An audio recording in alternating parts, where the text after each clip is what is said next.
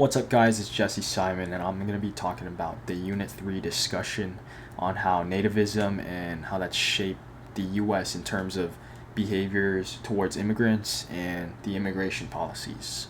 So, for context, nativism is the belief that the country should protect the interests of native born citizens over immigrants. And obviously, this has shaped the U.S. Deeply, in both immigration policies and attitudes towards people for over a century. And although the U.S. Can be considered is often considered as a nation of immigrants and different kinds of people, a diverse range of people. There were also times where we contradicted that title. Especially when race or cultural difference was involved. Historically, we see this in the Chinese Exclusion Act of 1882, where it was the first major law to ban a specific ethnic group from immigrating to the U.S.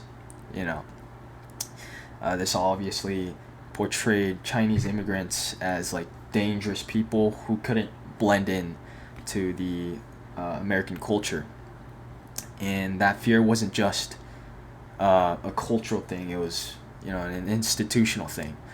The U.S. government renewed that law for another 10 years, which blocked Chinese migration for another 2 decades, and this shows how this sort of fear against people cultural and racial difference was getting turned into a law. So fear forcing people to make these laws, which also reinforced the idea that certain people didn't belong in the U.S.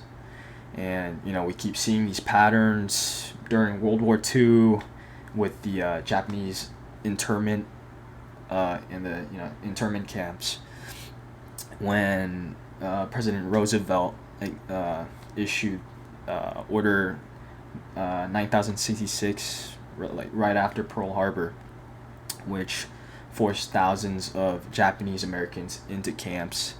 They were mostly U.S. citizens that had nothing to do with the incident. They've been living in the U.S. for their entire lives. They've never, kept contact with Japan or anything like that.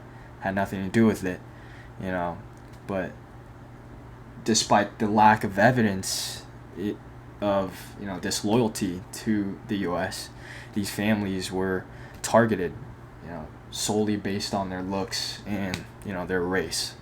And you also had the media, like the L.A. Times, openly argue that Japanese Americans would never truly be American. All of this reflecting a clear case of where a legal system supported racism, under the excuse of national security.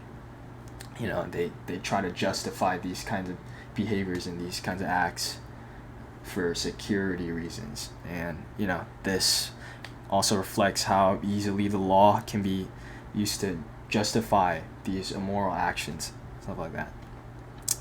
In more recent years, we also see this kind of nativist response to the Central American child refugee crisis, where you had kids fleeing gang violence in El Salvador, Guatemala, Honduras, and arriving at the U.S. border only to get treated like the criminals and invaders. And these kids were trying to escape these dangerous groups like the MS-13, which ironically they were made and formed in the U.S. The U.S. prisons, and were exported back through the deportation policies. And their legal status overshadowed their humanity. In the U.S.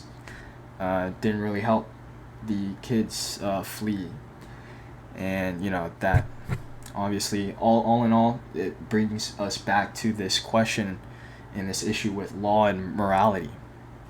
Just because something is legal doesn't mean it's justified. Vice versa, the other way around. Many policies that were mentioned in this discussion, they were legal, but today we would see them as like horribly wrong.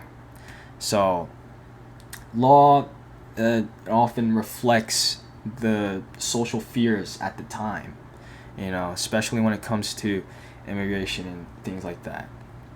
And unfortunately, it often means laws are shaped more by nativist attitudes than morality. So my question for you guys is, would you choose law or morality in desperate times where you're fearing for the unknown, and let's say some aliens that seem friendly and needed help came to our planet from outer space?